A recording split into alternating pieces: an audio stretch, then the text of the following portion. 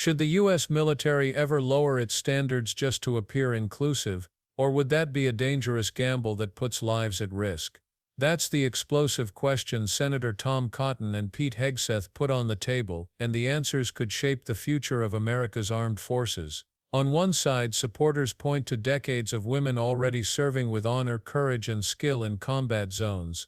On the other, critics warn that bending physical requirements for politics could weaken the very core of readiness. And as the hearing heated up, the debate stretched far beyond gender roles, touching on war ideology and even America's most controversial alliances. Before the questioning even began, something unexpected entered the record. Women in combat. I think that phrase is something of a misnomer.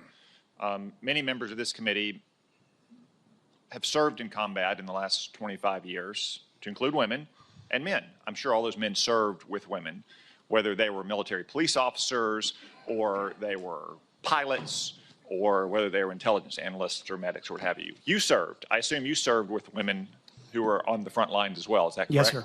And were those women anything other than skilled, brave, and honorable in their service? They were some of the best soldiers I worked with. So women have been serving in combat for a long time. Women have even been serving in combat units like infantry battalions for a long time in roles like medics or mechanics or what have you. So what we're talking about here specifically is women in ground combat roles in jobs like infantrymen or artillerymen or special forces. Until about 10 years ago, that wasn't the case. Under Secretary Panetta, those roles were opened up to women to serve in.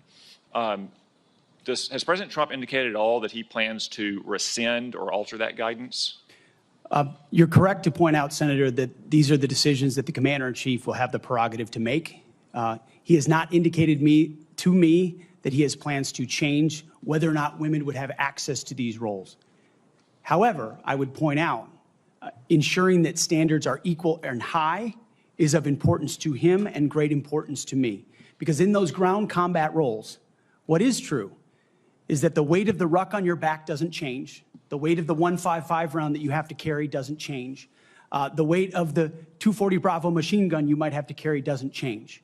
And so whether it's a man or a woman, they have to meet the same high standards. And Senator, in any place where those things have been eroded or in courses, criteria have been changed in order to meet quotas, racial quotas or gender quotas, that is putting a focus on something other than readiness, standards, meritocracy, and lethality. So that's the kind of review I'm talking about, not whether women have access to ground combat. Okay, so thank you. So you expect no change to that guidance, but as you point out, in these specific jobs, there are irreducible physical demands.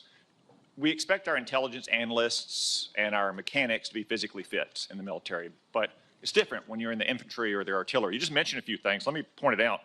An artillery shell weighs almost 100 pounds. An Abrams tank round weighs around 50 pounds. The M240 Bravo machine gun with its tripod weighs almost 50 pounds. The average weight of a full kit, ammo, water, commo, body armor for a soldier is over 100 pounds. Nothing you can do can change any of those things, right? That is physical reality. Go ahead. Yes, Senator. And I would say the requirements to handle those things in a ground combat unit, as far as standards, can look different than those of a medic or a drone pilot. And so it's not that it has to be the same standard throughout. It's standards to maximize efficacy of that particular position. Let me read a quote here from one Army officer.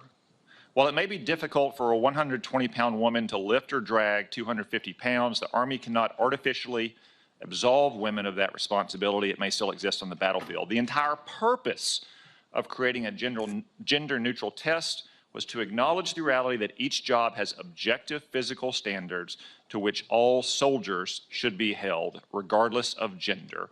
The intent was not to ensure that women and men will have an equal likelihood of meeting those standards. I assume, based on your testimony, you agree with that Army officer?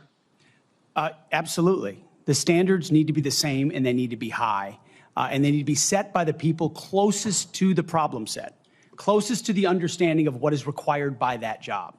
commanders, commanding officers, and COCOMs and elsewhere who understand the reality of what they face. That's the feedback we should get. That's what should be enshrined and enforced, and no other set of political prerogatives. When I talk about removing politics, ideological or political prerogatives should contribute to those determinations. Nothing other than the execution of the mission. Thank you. For the record, that Army officer was Captain Kristen Griest, the Army's first female infantry officer and one of its first female Ranger School graduates. One final point, you said they need to be objective, gender neutral, and high. That's because the demands are, in fact, very high. The current physical fitness test for the Army has a minimum 2-mile run of 22 miles. Run. And I want the reporter to note that I'm putting run in air quotes, because 22 miles at 2 miles is not running. It may be jogging, it's probably walking fast. Let's move on. We've got a big, 22 minutes. We've got a big audience here. Many of them seem to be patriotic supporters of you, Mr. Hegseth. Some of them seem to be liberal critics of you. I would note that it's only the liberal critics that have disrupted this hearing. As was my custom during the Biden administration, I want to give you a chance to respond to what they said about you. I think the first one accused you of being a Christian Zionist. I'm not really sure why that is a bad thing. I'm a Christian. I'm a Zionist. Zionism is that the Jewish people deserve a homeland in the ancient Holy Land where they've lived since the dawn of history. Do you consider yourself a Christian Zionist? Senator, I am a Christian, and I robustly support the state of Israel and its existential defense, and the way America comes alongside them is a great ally. Thank you. Because another protester, and I think this one was a member of Code Pink, which, by the way, is a Chinese Communist front group these days, said that you support Israel's war in Gaza. I support Israel's existential war in Gaza. I assume, like me and President Trump, you support that war as well, don't you? Senator, I do. I support Israel destroying and killing every last member of Hamas. And the third protester said something about 20 years of genocide. I assume that's our wars in Iraq and Afghanistan. Do you think our troops are committing genocide in Iraq and Afghanistan? Senator, I do not. I think our troops, as you know, as so many in this committee know, did the best they could with what they have. We're not the outcomes. And tragically, the outcome we saw in Afghanistan under the Biden administration put a stain on that, but it doesn't put a stain on what those men and women did in uniform, as you know full well, Senator. Thank you, Mr. Hegseth. Thank you, Senator Cotton. Letters of support not from political allies or party insiders, but from women who had lived the reality of military service. A retired colonel with more than 25 years in uniform, an active-duty Navy surface warfare commander, a senior airman who had seen the demands of readiness up close. They weren't just endorsing Pete Hegseth's nomination for the sake of symbolism, they were backing him because of his relentless focus on merit, warfighting capability, and the warrior ethos. Their message was simple but powerful: the battlefield doesn't care about politics, it cares about strength, skill, and survival. By emphasizing standards and readiness, these women reminded Congress that this debate wasn't about shutting women out.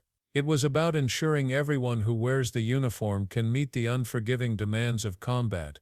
Their testimony set the stage for a confrontation that would challenge not just ideas of equality, but the very foundation of how America defines military strength. But once Senator Tom Cotton took the mic, the conversation turned sharper and the real clash began.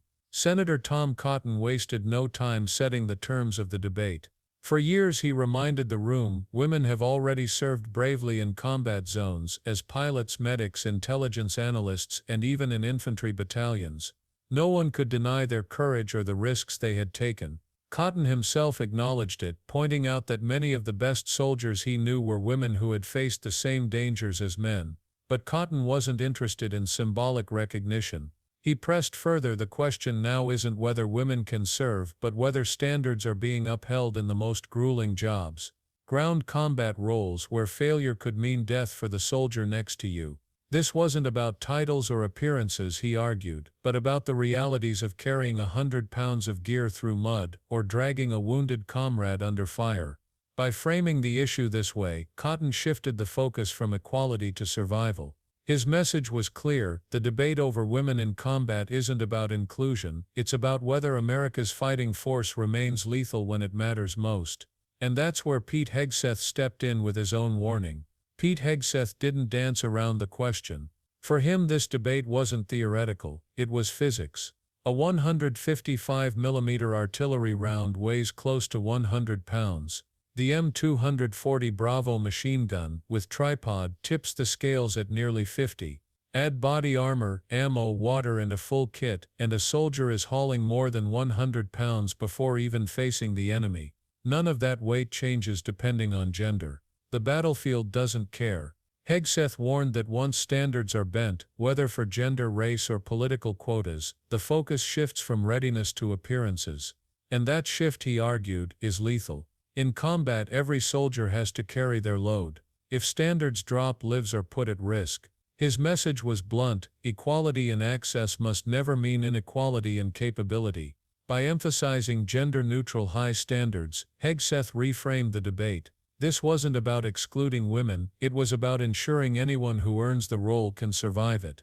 To lower the bar, he cautioned, would be to gamble with national security itself. But Cotton wasn't satisfied with principles alone. He wanted numbers and hard evidence from the battlefield. Senator Tom Cotton wasn't content with broad principles, he wanted the numbers that proved the point. He laid them out one by one, like weights stacked on the table. An artillery shell, nearly 100 pounds. An Abrams tank round, around 50. The M240 Bravo machine gun with its tripod, another 50. And the average soldier's kit, body armor, ammo, water, gear, easily tops 100 pounds. Those aren't statistics, Cotton argued, they're survival tests, and no amount of political spin can change that.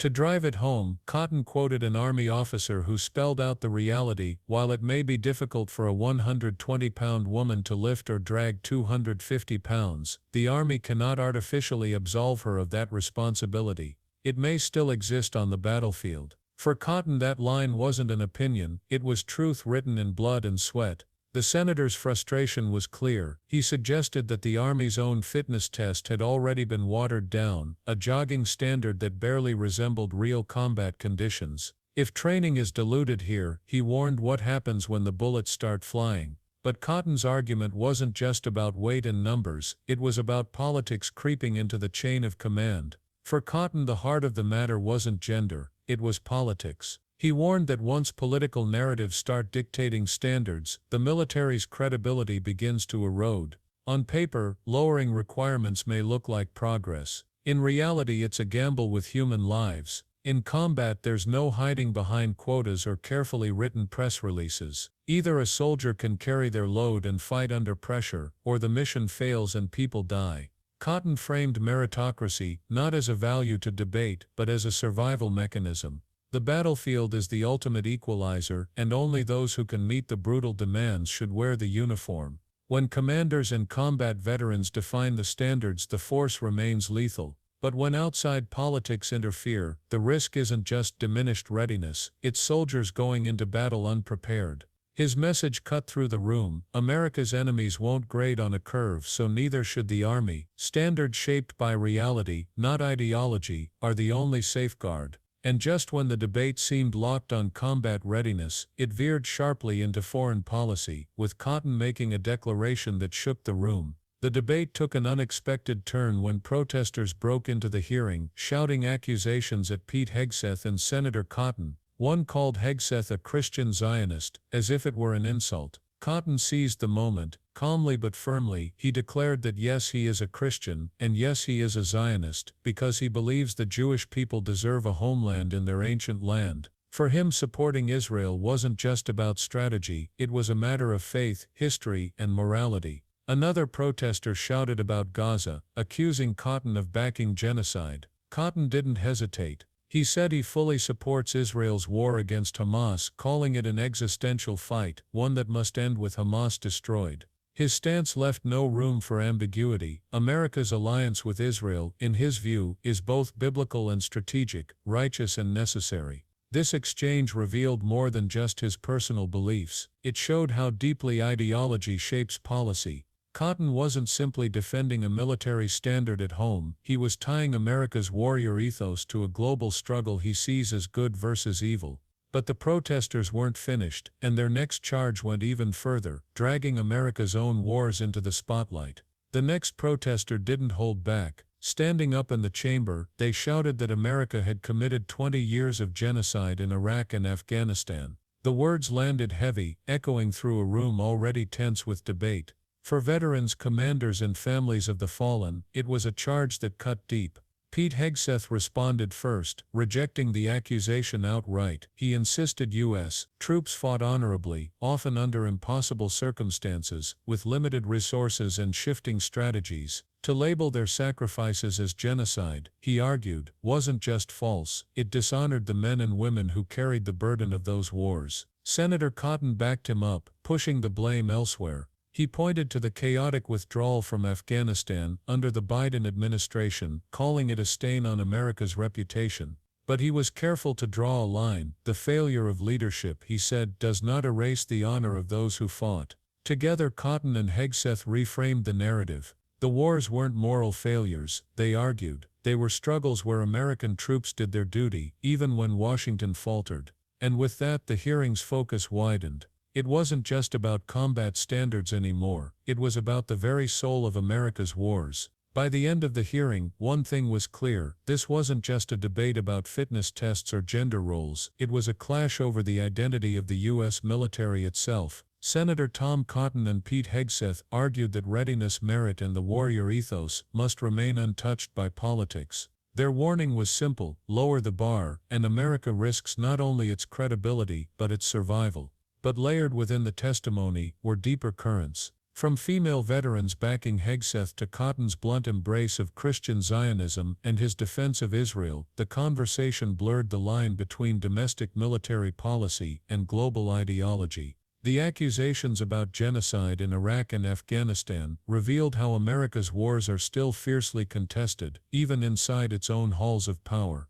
The bigger question, then, lingers far beyond this one hearing: what kind of military does America want? One that adjusts standards for appearances, or one that keeps them high, no matter the political cost? In an age of rising global threats, the answer may decide not only the strength of the armed forces, but the direction of the nation itself.